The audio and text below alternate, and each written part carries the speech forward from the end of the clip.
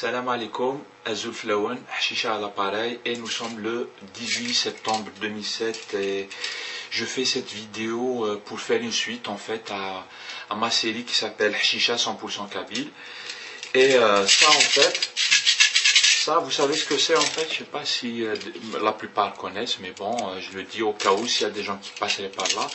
Ça c'est le bout de l'instrument Gamberi en fait qui s'installe comme ça en fait, et qui s'installe là. Hop. Voilà. Donc c'est un truc qui s'installe comme ça sur le gamberi. Quand on joue, il fait le truc sur le son et vous aurez remarqué. Il fait un peu comme les queues de serpent à sonnette qu'on retrouve souvent dans les pays du sud, dans le désert et dans le sud du Maroc ou le sud algérien. Donc voilà, j'avais ça dans la main. Je voulais lancer comme ça ma vidéo en fait. Et l'idée c'est, en fait l'idée de la vidéo c'est une suite. Hashisha 100% Kabyle. En fait, je voulais faire aussi une petite réponse à un commentateur qui s'appelle Mchoum. Donc, deux commentaires en fait sur ma vidéo où je disais pourquoi Hashisha il ne parlerait pas en Kabyle puisqu'il est Kabyle. Pourquoi il ne s'exprimerait pas en Kabyle sur YouTube. Et j'expliquais pourquoi je le faisais en français. Je disais que c'était parce que le principe c'est d'essayer de se faire comprendre par tout le monde, par un maximum de gens. On le fait en français pour être compris par un maximum de gens, puisque les Kabyles comprennent français, les arabophones pour la plupart ils comprennent français, et puis les francophones c'est leur langue. J'aurais pu le faire parler de l'anglais aussi, mais j'y connais rien en anglais, à peine quelques mots qui sont ridicules, donc je ne vais pas me mettre à parler en anglais alors que je ne maîtrise pas ça, même si c'est la langue la plus comprise dans le monde. Donc voilà. Mais sinon, les deux commentaires de Mchoum disaient, premier commentaire, il disait, finalement, entre le kabyle et le français et tout ça, pourquoi tu ne ferais pas les deux, un peu des deux. Moi, c'est la solution qui me plaît. Celle-là, elle me plaît bien, en fait, parce que je pense qu'à l'avenir, je me mettrai à faire des vidéos en kabyle. J'en ai besoin moi-même en fait. Et puis on en a tous besoin. Il n'y a pas que moi. Tout le monde doit faire en fait des vidéos, y compris Mchoum. Pourquoi tu ne mettrais pas ta webcam et puis tu nous fais tes vidéos. Tu peux nous raconter ce que tu veux de toute façon. Mais bon, ça c'est chacun son problème. Second commentaire qu'il a fait, il disait si on suit ton raisonnement, il n'y aura aucune vidéo en kabyle sur YouTube et que ce qui fait que tu ne parles pas en kabyle, c'est le fait que tu sois complexé. D'abord, je réponds directement sur l'affaire du complexe. Miss Moulf, moi je suis complexé d'abord par rien du tout, encore moins par ma langue maternelle. Parler ma langue maternelle, c'est un complexe, tu es fou.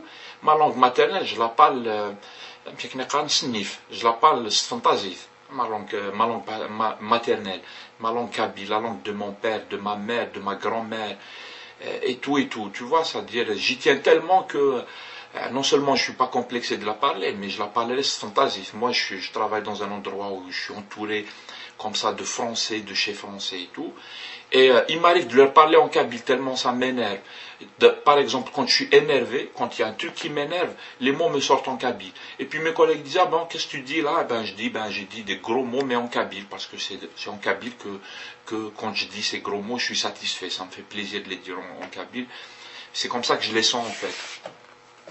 Mais sinon, donc ceci dit sur le complexe, mais sinon je voulais aller encore plus loin, si tu me le permets cousin, et puis encore une fois, je me répète à chaque fois, mais il vaut mieux le dire à chaque vidéo, parce que les gens n'ont pas vu toutes les vidéos sûrement. Je me répète, ceci est un avis personnel, ça veut dire que je donne juste un avis. Je ne dis pas que les gens c'est des nullards et verrouillés ou font rien du tout, et que moi, fais rien du tout. J'essaie juste de réfléchir en face d'une caméra, et je propose ça à discussion, et tu as vu qu'en fait, il n'y a qu'un seul kabyle qui a commenté, tu vois, ça veut dire... On n'est pas très nombreux. Mais sinon, ce que je voulais dire sur la langue kabyle, c'est encore, je pense que c'est encore plus compliqué que ça en fait. Moi, j'ai toujours dit, partout où je suis en fait. Ceux qui me connaissent et tout, ils le savent.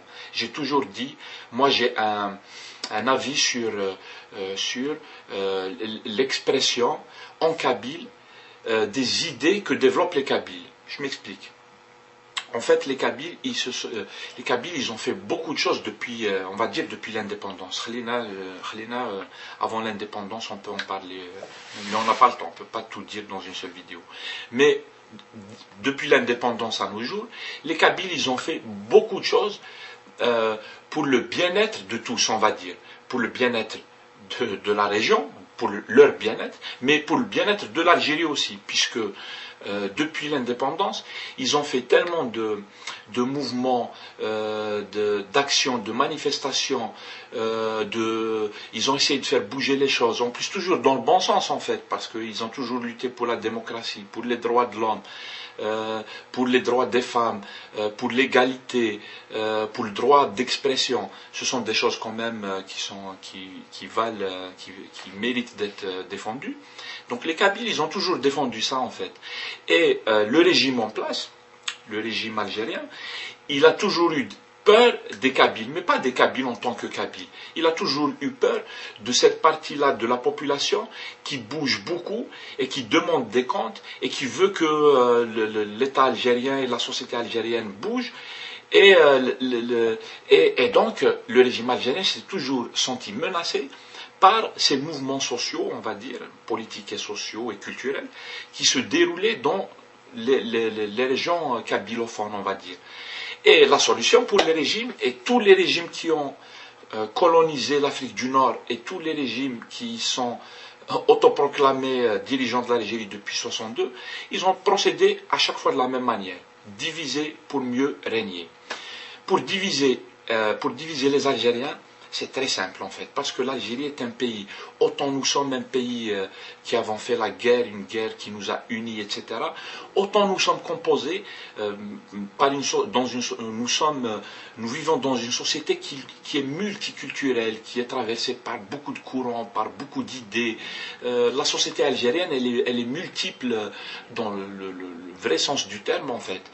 C'est probablement notre position géographique en fait. Là où on se trouve, c'est-à-dire qu'on est touché, on est brassé par un tas de choses en fait, toute culture, toute langue, toute idée, tous les trucs et tout. Donc, c'est très simple, le régime algérien nous a toujours divisés. Les Kabyles, c'est très simple, ils font trop de chahut, ils vont finir par abattre ce régime en fait, ils vont finir par pousser le régime vers la sortie et créer une nouvelle société algérienne basée sur la démocratie, l'alternative, etc.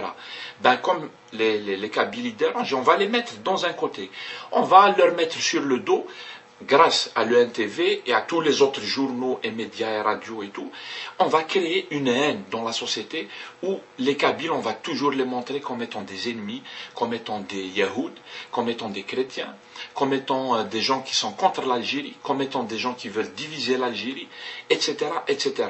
On nous a toujours isolés du reste de l'Algérie. Et donc ça c'est la méthode du régime. Et moi ce que je voulais rajouter c'est que les Kabyles aussi